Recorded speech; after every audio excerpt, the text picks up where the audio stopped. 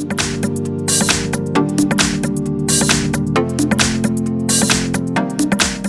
I have OPPO F3 and let me show you how to enable here portable hotspot on the following device.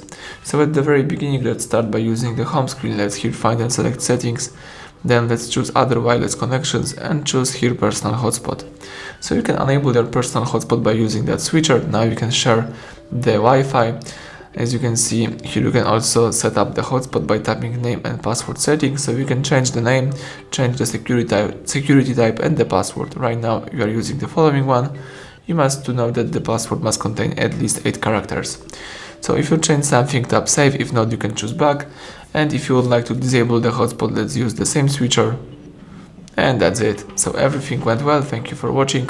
Please subscribe our channel, leave thumbs up under the video.